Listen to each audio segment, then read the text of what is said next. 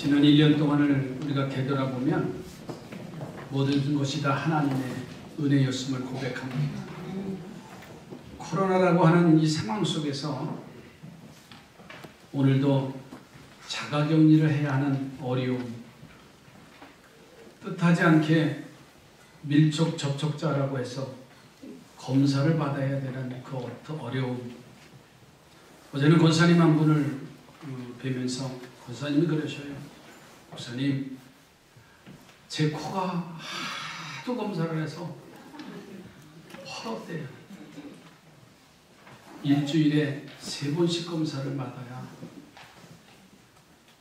그런 상황이 우리 현실 속에 있구나. 아마 검사를 받아보신 분들은 익히 아시죠? 그 감각이 정말 뇌를 뚫는 듯한 그런 고통도 있다. 아마 2번, 3번째 또 맞으면 꼭 이렇게 해야 되는가 라고 하는 그 몸부림침, 소름 끼치는 그런 모습과 같이 그런 것 속에서도 우리가 여기까지 오게 하는 것은 말씀이 있기 때문에 여기까지 달려왔습니다. 때로는 감염으로 인해서 주변의 사람들의 원망 섞인 소리를 들을 수도 있어요. 때로는 뜻하지 않는 사업의 어려움 때문에 경제적인 힘든 고통이 우리에게 다가올 수도 있었습니다. 때로는 죽음이라고 하는 것 때문에 이 자리에 있지 못한 그러한 일도 있을 수 있지요. 일단 하나하나 되돌아보면 모든 것이 다 주님의 은혜였다는 사실.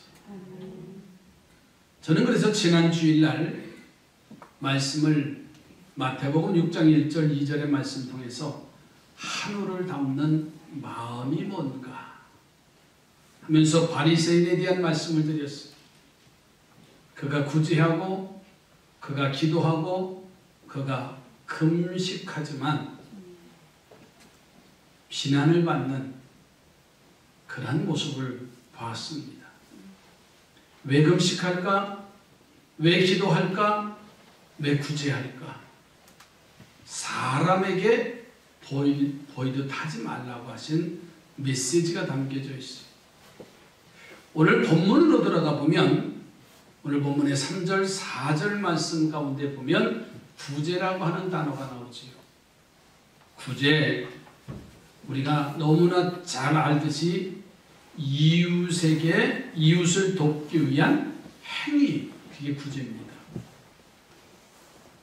그런데 여기에는 구제라고 하는 단어 속에는 영혼에 관한 일과 육신에 관한 일 모두 포함된 것으로 줄인 이들에게 먹이는 일, 헐벗은 이들에게 입히는 일, 나그네 된 자를 대접하는 일, 감옥에 갇힌 자, 병든 자, 어려움 당한 자들을 방문하는 일, 무지한 사람을 일깨워주는 일, 어리석은 주인을 일깨워주는 일, 때로는 차지도 뜨겁지도 않는 믿음을 새롭게 하는 일 등 흔들리지 않는 자를 굳게 하는 일, 연약한 이를 위로하는 일, 시험받은 이들을 돕는 일, 어떠한 형태가 되었던지 간에 영혼을 사망으로부터 구원하기 위한 일입니다. 이 여러분 구제라고 하는 행위는 하나님께서 정하신 은총에 이르는 귀한 수단이에요.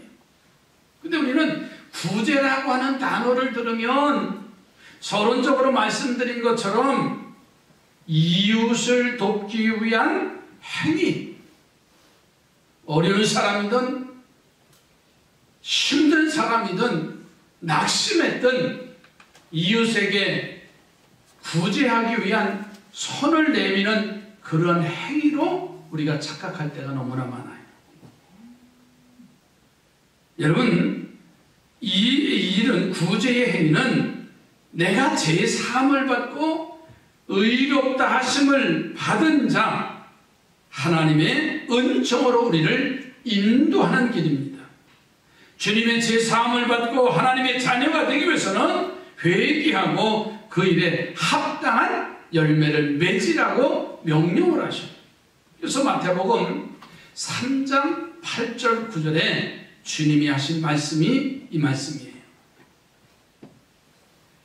그러므로 회개에 합당한 열매를 맺고 속으로 아브라함이 우리 조상이라고 생각하지 말라. 내가 너희에게 이르노니 하나님이 능히 이 돌들로도 아브라함의 자손이 되게 하시리라. 아멘. 8절에 보면 회개에 합당한 열매를 맺고 라고 했어요.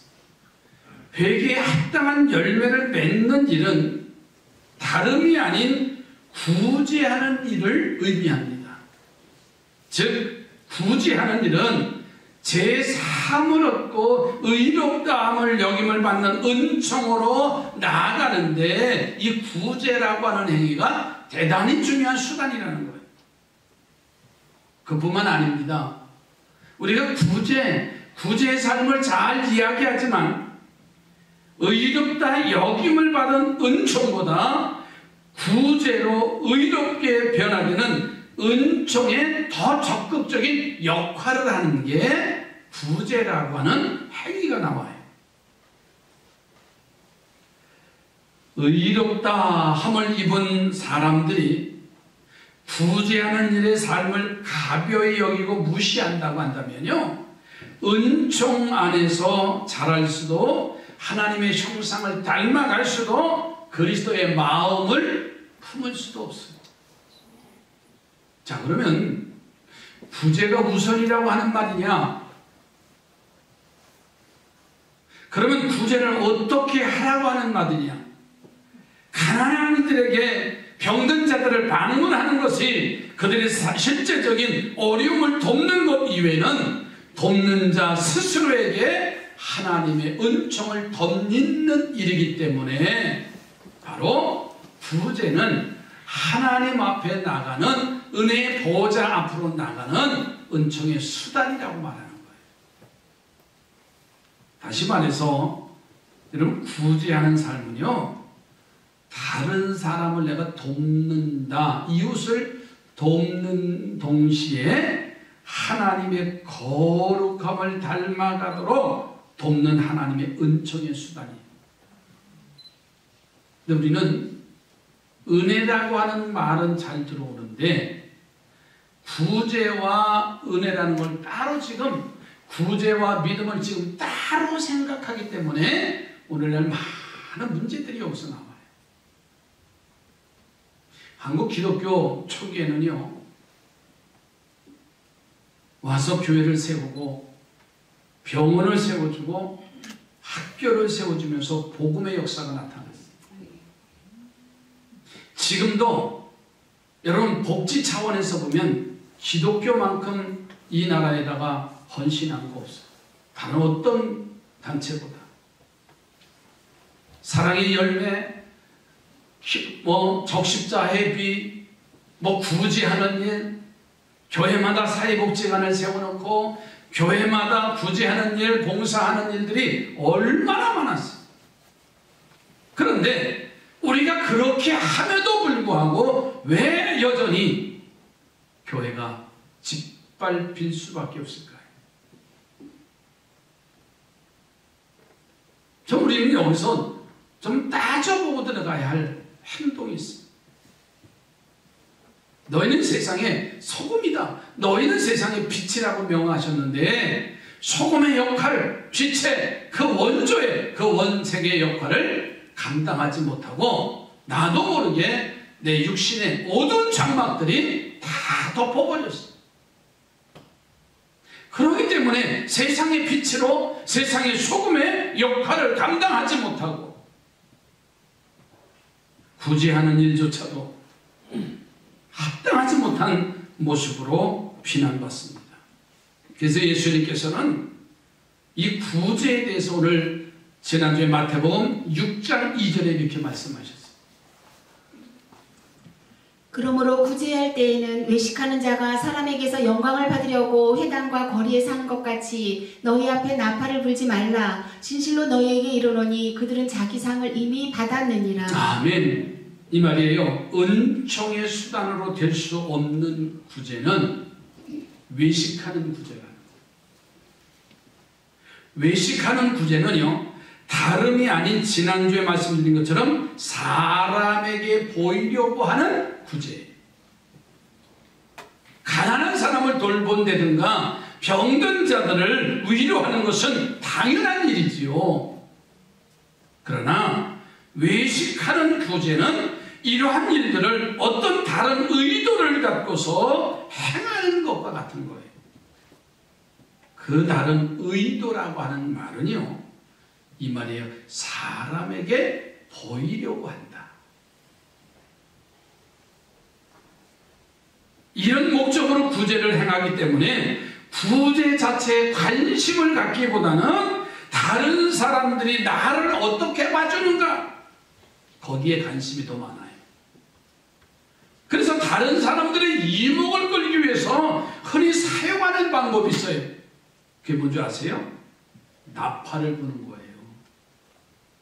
여러분, 나팔을 불면 시장터에, 시골 시장터에서 약장수가 어렸을 때 이렇게 보면은 그 시장에 사람들이 모이질 않는데 약장수가 와서 북을 치고 꽹과리를 치고 요상한 모습으로 복장을 하고서는 나팔을 불면 어느샌가 사람들이 그 약장수 중심으로 모여듭니다.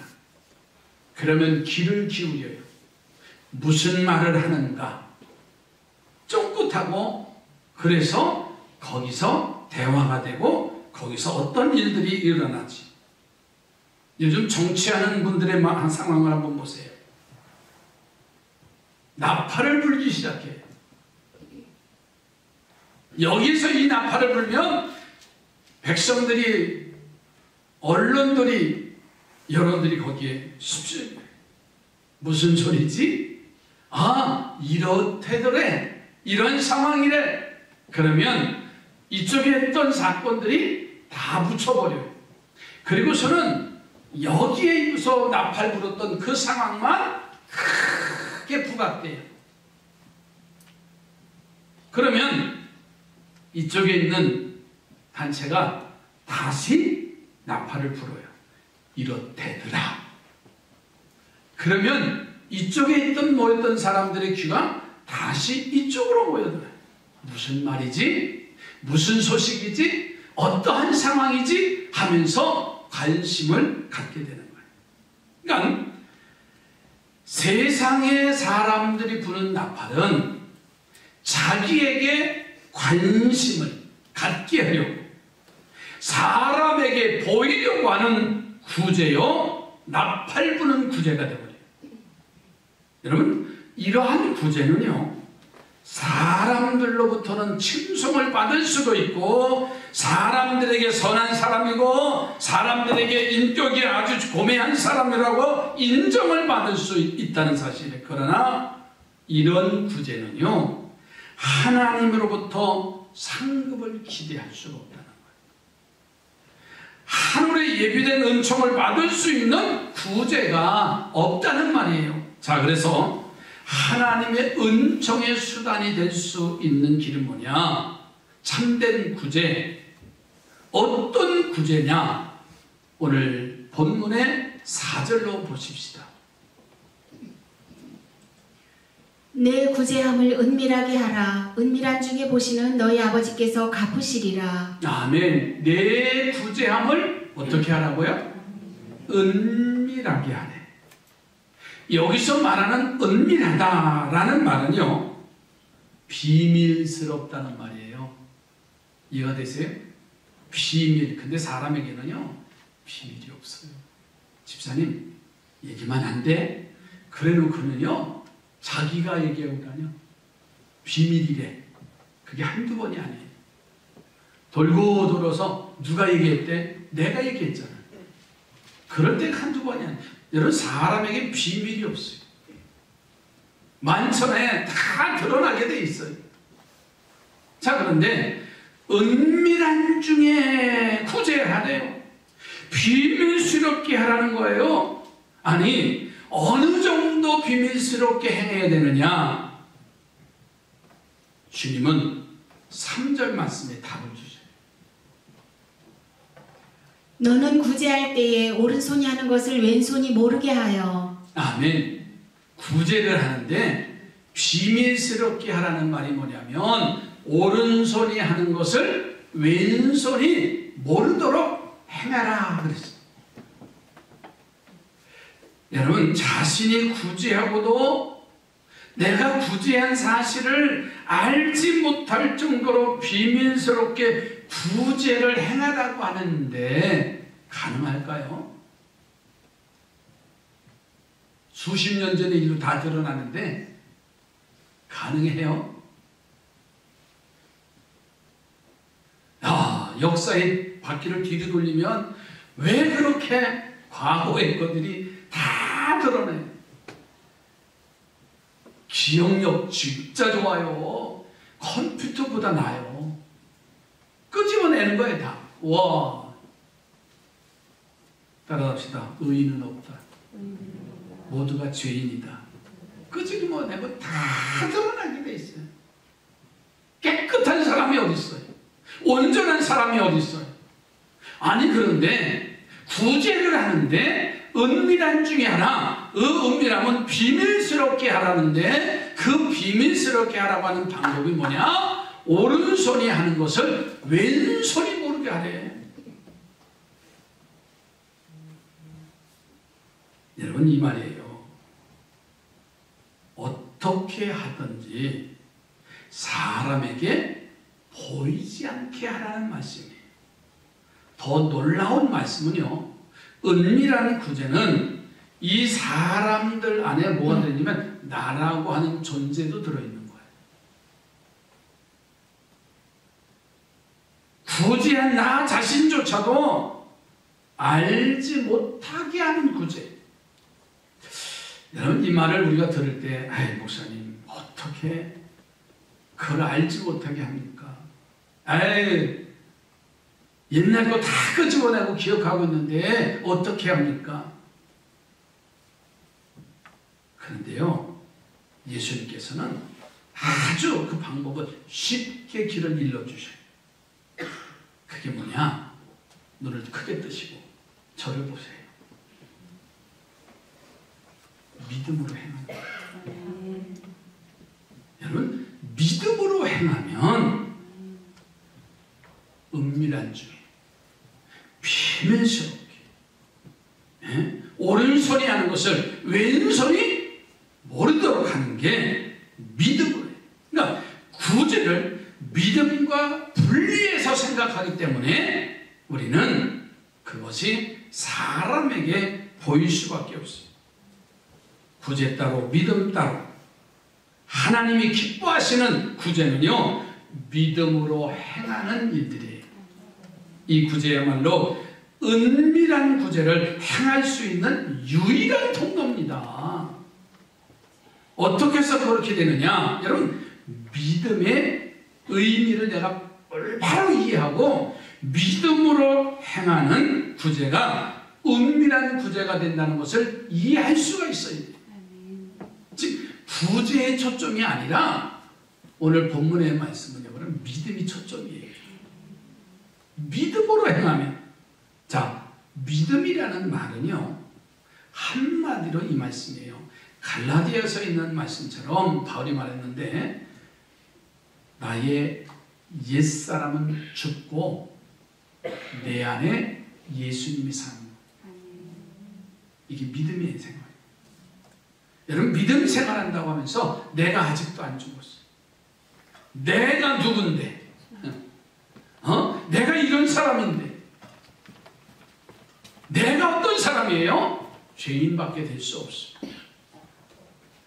정말 믿음으로 고백한 사람들은 내 안에 나가 있는 게 아니라 내 안에 예수가 사는 거예요. 할렐루야.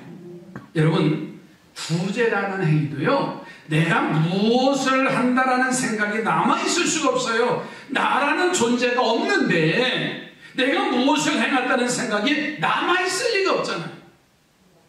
그래서 믿음 안에 사는 사람들은요, 하나님을 섬기고 기쁘게 하려고 하는 마음으로 가득 찬 상태. 그리고 나의 시선은 항상 주님을 바라보는 거예요. 주님을 바라보면서 오늘 무슨 말씀을 하시는가? 나에게 어떠한 뜻을 선포하고 계신가? 나라는 존재는 다 묻혀있고 내 시선은 오직 예수님만 바라보시기를 주의 이름으로 축복합니다. 우리 몇 번 오고 축복하십시오. 주님 앞에 시선을 돌리시기 바랍니다. 오직 세상에 시선을 돌리면 세상의 소리밖에 안 들려요. 그러나 나의 시선을 주님을 향해서 있으면요, 들려오는 소리도, 보는 것도, 느껴지는 것도 주님의 마음을 가지고 행할 수 있다는 거예요. 그래서 내가 행한 일이 어떤 일에 마음을 두지 않습니다. 우리가 지난 1년 동안의 삶을 보세요. 내가 이렇게 했는데, 내가 무엇을 했는데 하는 순간 우리는 무너지기 시작해요. 여기까지 온 것도 주님의 은혜입니다. 아멘. 그러면 내가 행한 모든 하나하나가 다 묻혀지고 주님만이 나타나는 거예요. 따라합시다. 예수님이 답이다. 예수님이 답이 돼야 돼요. 마태복음 25장에 가서 보면 예수님께서 10처녀의 비유를 말씀을 하셔요. 신랑을 맞이하는데 지혜로운 처녀는, 그리고 달란트의 비유로 말씀하셔요. 1달란트, 2달란트, 5달란트 받은 이들에 대한 달란트 비유로 말씀하신 이후에 의인과 악인에 대한 말씀을 하는 것을 볼 수가 있습니다. 그 의인과 악인의 심판의 장면이 나와요. 예수님께서 그들이 행한 구제의 삶을 높이 평가하시면서 그들에게 하나님의 나라가 주어질 것을 약속을 하시는데, 그 말씀 속에서 우리가 주목해야 할 말씀은 뭐냐면, 의인이라 칭함을 받은 사람들이 취할 수 있는 태도. 그들은 자신이 행한 구제에 대해서 자신이 알지 못한다는 거예요. 자, 마태복음 25장 37절, 38절, 39절 말씀입니다. 이에 의인들이 대답하여 이르되 주여 우리가 어느 때에 주께서 줄이신 것을 보고 음식을 대접하였으며 목마르신 것을 보고 마시게 하였나이까? 어느 때에 나그네 되신 것을 보고 영접하였으며 헐벗으신 것을 보고 옷 입혔나이까? 어느 때에 병드신 것이나 옥에 갇히신 것을 보고 가서 배웠나이까 하리니. 아멘. 따라서 합시다. 의인은 믿음으로 산다. 믿음으로 산다. 의인은 믿음으로 사는 거예요. 또한 의인은 믿음으로 구제의 삶을 살아가는 거예요.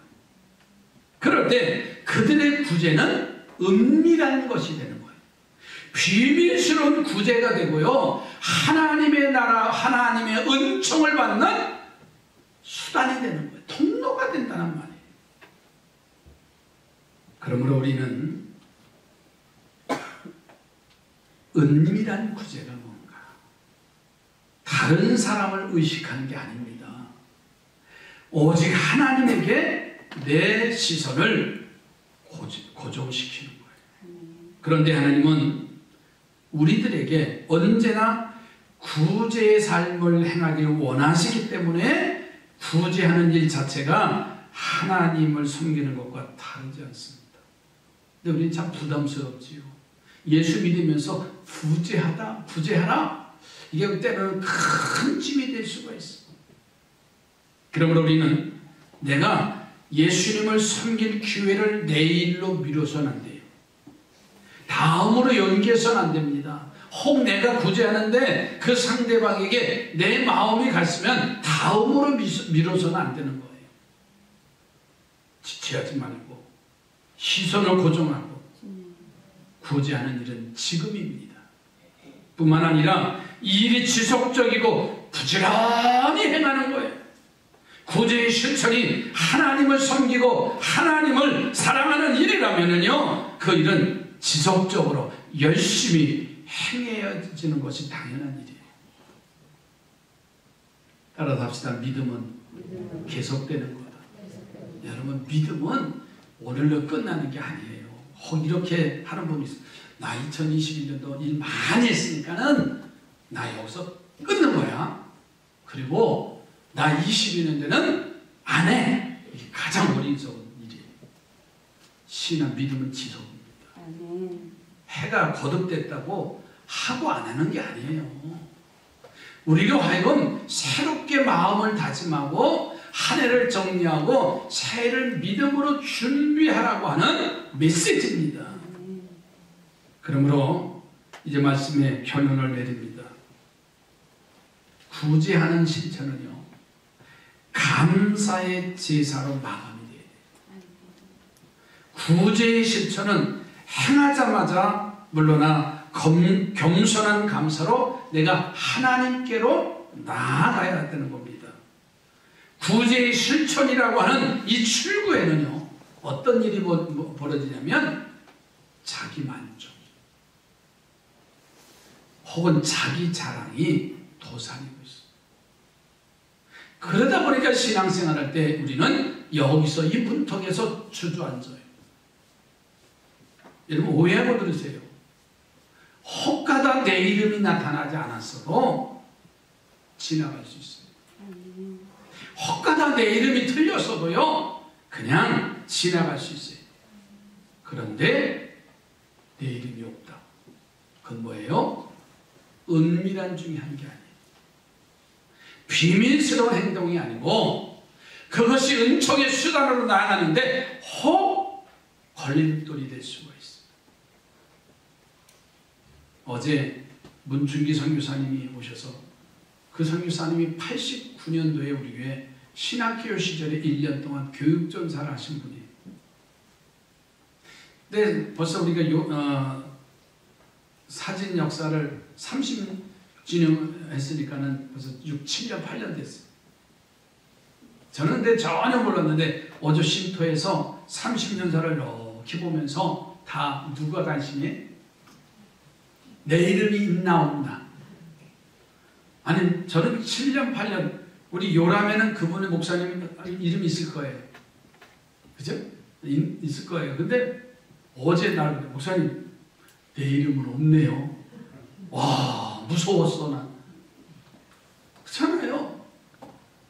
전혀 기억 못할 수도 있고. 근데 우리의 삶은 그렇게 돼 있어요.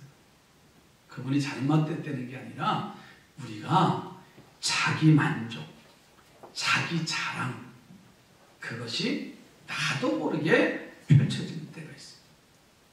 이 독서조항, 구제의 실천을 무익한 거로 만들 뿐만 아니라 자칫 내 영혼을 파멸로 인도하는 올무가 될 수가 있어요.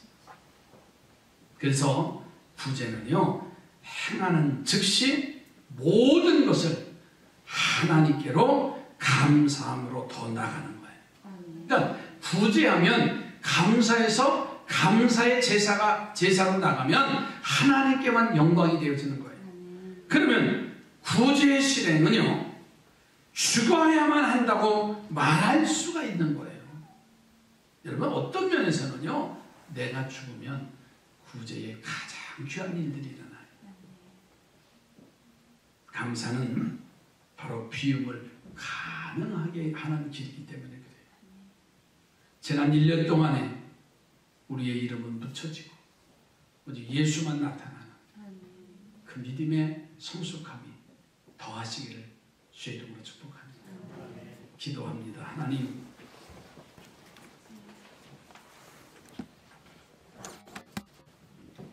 나는 죽고 예수만 나타나는 믿음의 삶이 되게 해주시옵소서.